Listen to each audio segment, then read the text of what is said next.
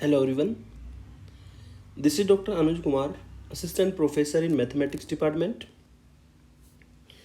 Student, जैसे कि आप जानते हैं AKTU का 2023-24 सेशन स्टार्ट हो गया है और BTech second year, third year, fourth year का सिलेबस यूनिवर्सिटी के द्वारा अपलोड हो चुका है।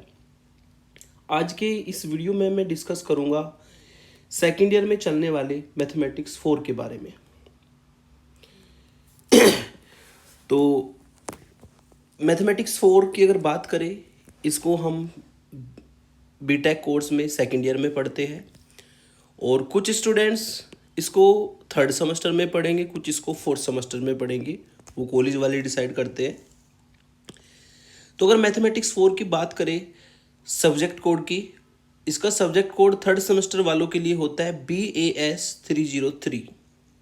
ठीक है, बी सीरीज आपकी चल रही है, आपको पता है। तो जैसे मैथमेटिक्स 1 का कोड था BAS 103, मैथमेटिक्स 2 का कोड था BAS 203, ऐसे ही अब ये मैथमेटिक्स 4 जो आप पढ़ने वाले हैं इसका कोड होगा थर्ड सेमेस्टर में BAS 303 और फोर्थ सेमेस्टर में जो स्टूडेंट इसको पढ़ेंगे उसका कोड होगा BAS 403। और चूंकि आपको पता है कि ये कोर्सेज हिंदी में भी चलते हैं, तो अगर हिंदी वालों के लिए सब्जेक्ट कोड देखा जाए तो BAS 303H लास्ट में लिखा होगा, यानी कि वो हिंदी मीडियम वाले होंगे, और BAS 403H लिखा होगा तो वो आपका फोर्थ सेमेस्टर में पढ़ेंगे। तो ये हमारे कोड होंगे मैथमेटिक्स 4 के थर्ड सेमेस्टर और फोर्थ सेमेस्टर के लिए। आज के इस वीडियो में हम डिस्कस करेंगे मैथमेटिक्स 4 का अपडेटेड सिलेबस जो इस साल अपडेट हुआ है और उसके सभी यूनिट्स के लेक्चर की प्लेलिस्ट मैं आपको शेयर करने वाला हूँ। ठीक है, और रेफरेंस बुक, किस बुक से आप किस बुक को फॉलो करेंगे जिससे कि आपके 6 मार्क्स आ जाए, वो हम डिस्कस करने वाले हैं। तो 3-4 चीज़ों पर डिस्कस करेंगे। चलिए स्टार्ट करते हैं।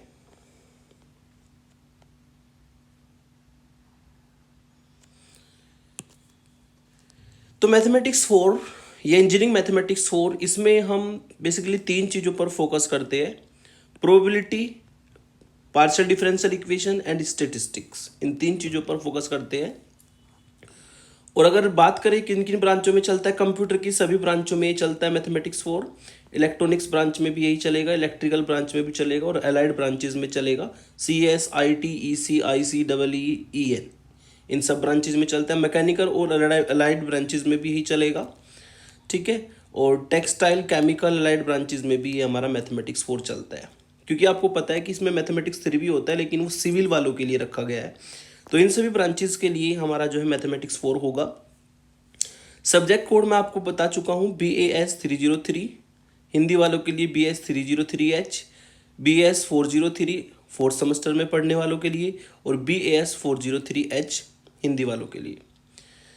ठीक है, 3 चीज़ इसमें हम डिस्कस करते हैं: पार्शियल डिफरेंशियल इक्वेशन, प्रोबेबिलिटी और स्टैटिस्टिक्स।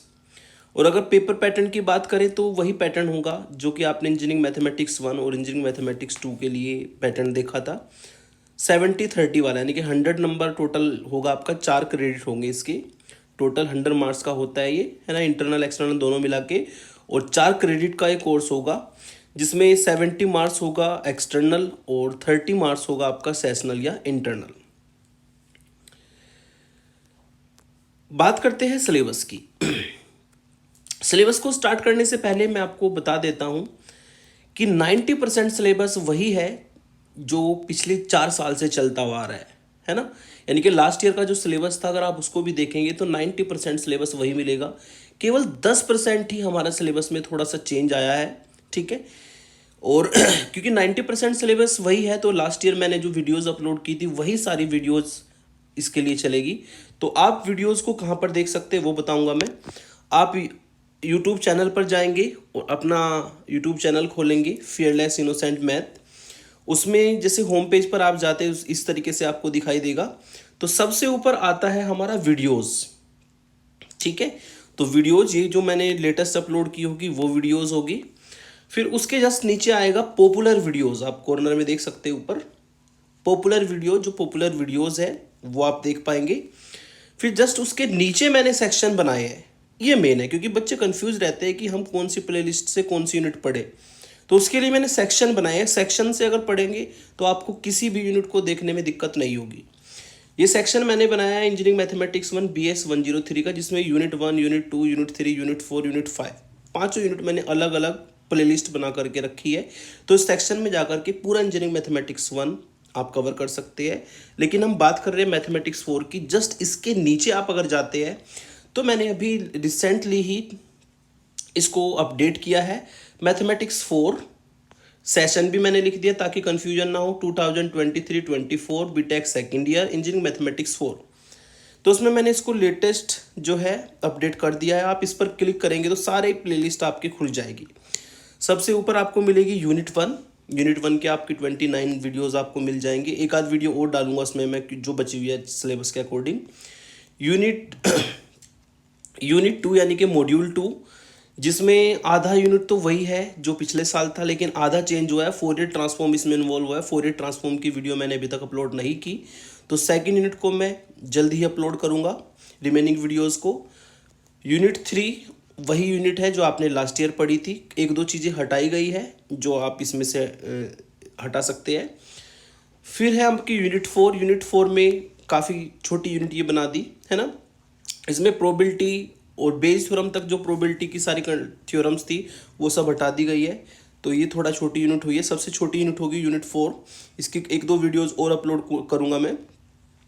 लास्ट में होगी यूनिट 5 हाइपोथेसिस टेस्टिंग, जिसमें एक दो चीज़ें हटाई गई है, एक आध चीज़ें ऐड की गई है ना। वो क्या होगी मैं आपको सिलेबस से बताऊंगा। इसमें एक बात आपको ध्यान देना है, सबसे लास्ट में मैंने आपकी कंप्लीट प्लेलिस्ट रखी है, लेकिन ये ओल्ड सिलेबस के, इस पे लिखा हुआ है mathematics 4 KS 302 KS 402 old syllabus. तो ये पुराने जिनकी ये इसलिए मैंने रखी है क्योंकि कुछ बच्चों की बैकलॉग आ जाती है, तो बैकलॉग वालों को ज़्यादा दिक्कत ना हो इसलिए मैंने इसकी पूरी एक प्लेलिस्ट बना दी। इसको अगर आप क्लिक करेंगे तो उसमें पाँचों यूनिट के आपको सिक्वेंसली लेक्चर मिल जाएंगे। ये ओल्ड सिलेबस की होगी पर, है ना। न्यू सिलेबस की मैंने ऊपर प्लेलिस्ट जो है बना दी है। सबसे ऊपर न्यू सिलेबस की है ये सभी, और सबसे नीचे मैंने रखी है लिख करके ओल्ड सिलेबस। ठीक है, तो यहाँ पर जाकर के आप मैथमेटिक्स 4 को कवर कर सकते हैं यूनिट वाइज। इसको भी बता देता हूँ, उसके जस्ट नीचे जाएंगे तो आप बीटेक सेकेंड ईयर में सेकंड सेमेस्टर थर्ड सेमेस्टर में सभी स्टूडेंट पढ़ते हैं DSTL, डिस्क्रीट मैथमेटिक्स उसको कहते हैं। वैसे डिस्क्रीट मैथमेटिक्स होता है, लेकिन आपके यहाँ पर इसका नाम होगा discrete structure and theory of logic, जिसको शॉर्ट में DSTL कहते हैं। इसका भी सिलेबस अपडेट हुआ है और उसको लेटेस्ट सिलेबस जो है उसके अकॉर्डिंग मैंने सभी यूनिट्स को अरेंज कर दिया है। इसकी भी एक वीडियो लेकर के आऊँगा जिसमें सिलेबस वगैरह हम डिस्कस करेंगे। तो पांचों यूनिट यहाँ पर भी आप DSTL की देख सकते हैं लेटेस्ट सिलेबस के अकॉर्डिंग। तो यहाँ पर जाकर के आप सभी यूनिट्स को देख सकते हैं। अब बात करते हैं सिलेबस की। सिलेबस में क्या क्या चेंजेज हुआ है, जैसे कि यूनिट 1 की बात करें। यूनिट 1 में पहले भी पार्शियल डिफरेंशियल इक्वेशन था, इस बार भी यूनिट 1 में मॉड्यूल 1 में पार्शियल डिफरेंशियल इक्वेशन ही होगा। सिलेबस वही है ऑलमोस्ट, है ना। इसमें एक टॉपिक हटाया बस, कोची मेथड ऑफ कैरेक्टरिस्टिक, बाकी सारा वही सिलेबस है ना। Origin of partial differential equation, linear non linear, ठीक है, फॉर्मेशन, लैग्रांजे मेथड, ठीक है, Charpit method, linear differential equation with constant coefficient, homogeneous non homogeneous दोनों आ जाएगा, लास्ट में रिड्यूसिबल होमोजीनियस। तो ये सारी यूनिट 1 होगी जिसमें आप पार्शियल डिफरेंशियल इक्वेशन पढ़ेंगे, है ना। ऑर्डिनरी डिफरेंशियल इक्वेशन आप सेकंड सेमेस्टर में पढ़ चुके हैं, थर्ड सेमेस्टर में आप पढ़ेंगे पार्शियल डिफरेंशियल इक्वेशन। फिर आता है इसका एप्लीकेशन। यूनिट सेकंड में आएगा application of partial differential equation, और इसके लिए सिलेबस आपका होगा जिसमें आप method of separation of variable पढ़ेंगे, ठीक है, हीट इक्वेशन पढ़ेंगे, वेव इक्वेशन पढ़ेंगे और लाप्लास इक्वेशन पढ़ेंगे। ये सब पढ़ेंगे आप application of partial differential equation. ये टॉपिक नए ऐड हुए, यहाँ से स्टार्ट हुआ है जो टॉपिक नए ऐड हुए, complex transformation, complex Fourier transformation, Fourier sine transformation, Fourier cosine transformation, inverse transformation, convolution theorem, application of Fourier transformation to solve partial differential equation. ये जो मैंने ग्रीन कलर से हाईलाइट किया है ये यूनिट 2 में इसी साल ऐड हुआ है, यानी कि यूनिट 2 को थोड़ा और कॉम्प्लेक्स कर दिया, इसमें आधा पोर्शन डाल दिया कॉम्प्लेक्स फोरियर ट्रांसफॉर्मेशन का। जैसे आपने मैथमेटिक्स 2 में लाप्लास ट्रांसफॉर्मेशन पढ़ी थी, उसी को एक्सटेंड करके बनती है आपकी फोरियर ट्रांसफॉर्मेशन, ठीक है। इसकी वीडियोस अभी तक मेरे चैनल पर अपलोड नहीं है, बहुत ही जल्द मैं इसकी वीडियोस भी अपलोड कर दूंगा यूनिट 2 में। यूनिट 3, 4, 5 स्टेटिस्टिक्स की होती है। 3 यूनिट बढ़िया यूनिट है तीनों की तीनों। इनको सबसे पहले आप अच्छे से तैयार कर लेंगे, ठीक है, क्योंकि इन तीनों यूनिट से ही आप अच्छे नंबर लाते हैं। इसमें कैलकुलेटर आपको चलाना आना चाहिए, मेथड आना चाहिए, फॉर्मूले आने चाहिए, बाकी इसमें ज़्यादा कुछ है नहीं। बहुत ईजी ये यूनिट्स होती है। तो यूनिट 3 में आप मेजर ऑफ सेंट्रल टेंडेंसी की जो है ओवरव्यू लेंगे। उसके बाद मूवमेंट से आपका मेन सिलेबस स्टार्ट होगा, मूवमेंट्स, स्क्यूनेस, कुर्टोसिस। फिर तीन टॉपिक के बाद हमारा चलेगा curve fitting, method of least square, fitting straight line, है ना, second degree parabola, exponential curve. तो यहाँ तक आपका कर्व फिटिंग होगा। कर्व फिटिंग के बाद हमारा इसमें जाता है कोरिलेशन और रैंक कोरिलेशन। फिर आता है लास्ट में रेग्रेशन, ठीक है। तो इसमें एक दो चीज़ें कम की गई है, मोमेंट जेनेटिक फंक्शन वगैरह, नॉन लीनियर रेग्रेशन, 2-3 चीज़ें कम हो गई है, यूनिट छोटी हो गई पहले से भी। तो ये आपका यूनिट 3 का सिलेबस होगा। इसको सीखना जरूरी है क्योंकि इसका यूनिट 4 और 5 में भी यूज होना है। यूनिट 4 में जो प्रोबेबिलिटी का बेसिक था वो सब हट चुका है। डायरेक्ट आपको स्टार्ट करना है रैंडम वेरिएबल से, और डिस्क्रीट और रैंडम वेरिएबल को जान करके आप probability mass function, probability density function को जानेंगे। और फिर इसमें 4 टॉपिक मेन है, एक्सपेक्टेशन, ठीक है, फिर आपका binomial distribution, Poisson distribution, normal distribution. तो यूनिट 4 काफ़ी छोटी यूनिट बन गई है अब, है ना। तो अगर आप 3 और 4 अच्छे से तैयार कर लेंगे तो बहुत अच्छे नंबर इसमें आ जाते हैं। फिफ्थ यूनिट में से जो एफ टेस्ट है, अनोवा है, वो हटा दिया गया है।